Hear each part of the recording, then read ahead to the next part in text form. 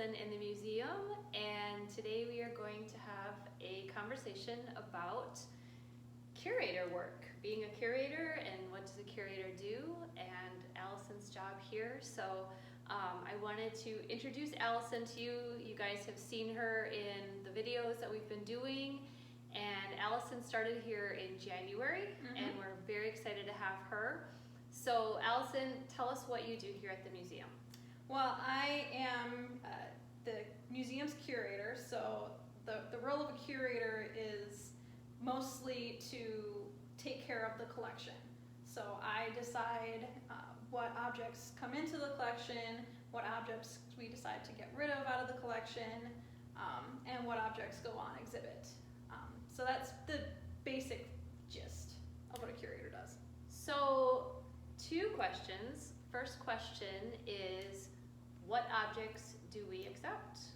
Well, for any museum, it's dependent on the museum's mission. So our museum, our mission involves telling the stories of Racine County. So we accept objects that help us tell that story. So therefore, only objects from Racine County or people who have been involved with Racine County. And very important to also mention, how do we get rid of objects? So getting rid of objects or deaccessioning them from the collection is a very actually long and complicated process, because when we accept an object into the collection, we're holding it in a public trust. So it's not ours, we are taking care of it for the service of the public. So to get rid of an object, it's complicated. We have to have very good reasons for it not to be in the collection. Typically that's something like it doesn't fit with our mission, so therefore it would serve a better purpose in another collection. And usually if we get rid of something from our collection, we try to preserve it in somebody else's collection. So we will talk to other museums or organizations and see if that object would fit better with their collection and help them achieve their mission. So we don't just throw things No. away. We have No. a huge process. No. So I just thought I would, bring that up too. And then speaking of our collection, why don't you tell everybody how large our collection is? Sure. So our collection is about 200,000 objects. So for the size of our museum, it's a very large collection. Now, larger museums will have collections, up in the 100,000s or even in the millions. But our collection is 200,000, which is a very large size for what we can accommodate. Most of it, well, I won't say most of it, a large portion of it is housed outside of our building in a couple of different outside locations, because it just can't all fit in here. You guys have seen some of those objects when we've gone to our external locations. So, but other than that, we try to house as much in our actual building as possible so that we have immediate access to it. So tell me about what percentage of our collection will people see at any given time when they come into the museum? Well, I can't say specifically for our collection, but on average, most museums only exhibit about 10% or less of their collection, just because the exhibition space that most museums are working with is far more limited than the expanse of their collection is. So, for instance, the Milwaukee Public Museum, they exhibit about 1% of their collection. I learned while I was interning there, and it's like a collection like that, you've got an entire array of objects that are in it. Samples and what's the word I'm looking for?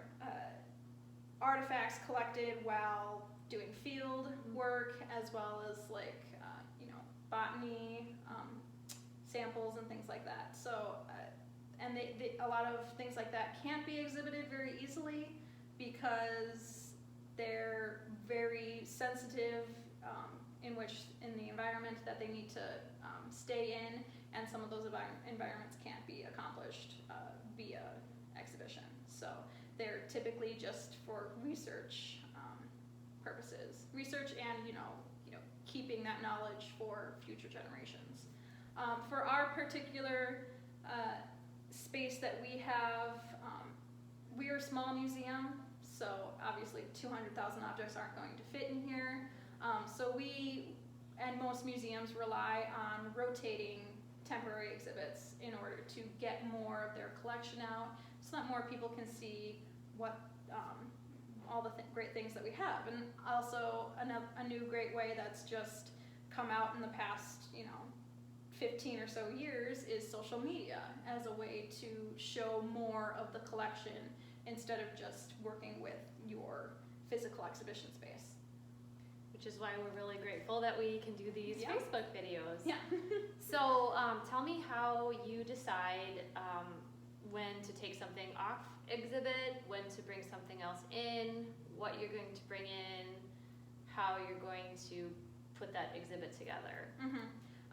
So basically the world is our oyster, or the collection is our oyster when we want to create a new exhibit.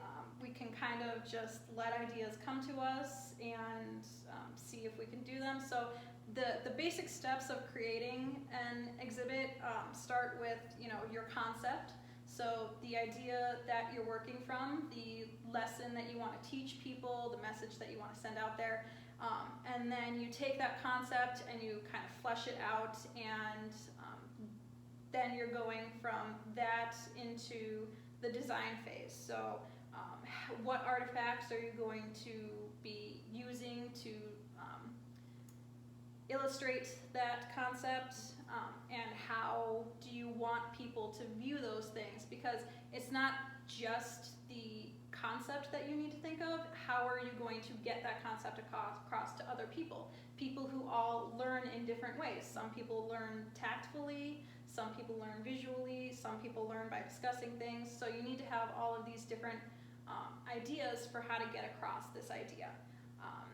And what objects from your collection or from outside sources. Loans that come in from other organizations or other individuals can have a huge impact on your exhibit. It can have a huge impact on how long you can have the exhibit available and when you'll be able to do that, because if you're using several loans from other people, you need to be able to make sure that those loans will be available for the duration of your exhibit. So once you've got that figured out, then it's a matter of actually designing the physical thing, where you're going to put things, the exact space that you're going to be using. The last step is the actual building, fabricating, creating the physical exhibit, and then opening it up to the public. And I know I've watched you in action, a lot of research too. Yes. We go into our archives Mm-hmm. and we have so much information in there at our fingertips. Right. And so basically we're trying to tell a story using the information we have, the artifacts that we have, and the space that we have. So Yeah. So why don't you tell us about this exhibit that Sure. you just got done with and some of your plans for the future? Sure. So the process that I just described is typically for large exhibits. For something small like this, I can kind of have a little bit more freedom with it and just kind of play around with it. So I get to just pick out things that are super cool from the collection and be like, hey, I have a case, I can put them in there.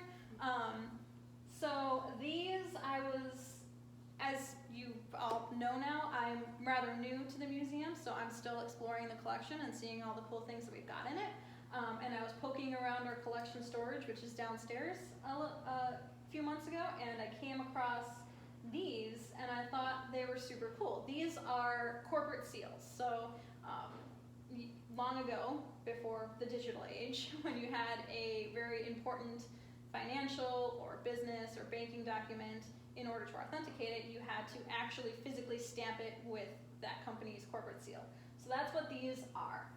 These are from all different companies and organizations in Racine, most of them from the early 1900s, and they all function. I actually created these labels by stamping a piece of paper with the actual seal, and then using a crayon to do a rubbing of it, and then I digitally blew it up so that you can actually see what the seal looks like when it's stamped onto a piece of paper.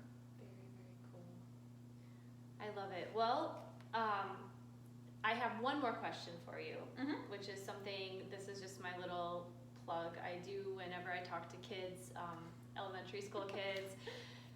When you were a kid, did you want to work in a museum when you grew up? And did you, was that your plan? Yes, sort of. When I was actually really young, I wanted to be an art teacher. I absolutely loved art class. It was my favorite thing in elementary school.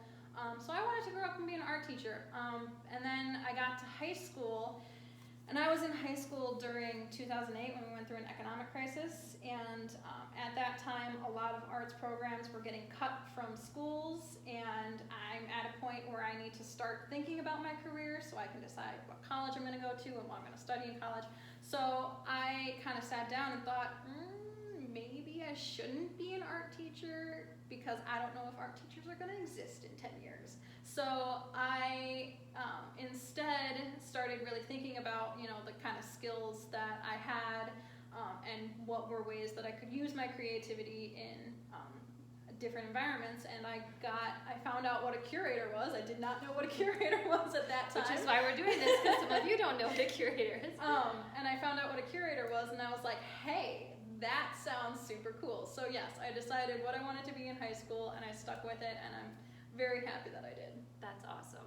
I always tell people I have worked in a lot of different places, and working in a museum is the most fun job I have ever had. So if you like to have fun, if you're interested in a ton of different topics, Allison, you're new here, but I know you've worked at other museums, and working at a museum, you learn it's not just history, right? It's so many different topics. And if you've got a wide range of skills, like I had to use some art and graphic design skills for this. I use customer service skills in my everyday life, so if you've got a ton of different skills, we will. You like to do a little bit of everything. This is the place for you, especially in a small museum. In larger museums, they have the added benefit of having a larger staff that can take on more specific roles. But in a small museum, you are wearing many hats. Yeah. Well, we are super excited to have Allison. She's super creative. She has a ton of energy. She has some really great ideas for the museum. I always tell people when I'm out in the public doing programs and they say, oh yeah, I was there, 5 years or whatever, you cannot stay away. You need to come back frequently. Just as Allison said, we have such a huge collection and things get rotated. And so if you stay away, you're definitely missing things. So we're not open yet. We will keep you posted when we're going to open, but you definitely want to come check us out. Anything else you want to add to that? No, just keep checking up with us on social media. I've got all sorts of ideas. Since I've got such a fresh perspective with this museum, I've got all sorts of ideas of things that I want to do, and I think they're going to be very exciting, and I would like it if you guys just kept up with us, and I think you're going to like it a lot too. So, all right, thanks for watching, and we will be back again later on in the week. Have a great day. Bye-bye. Bye.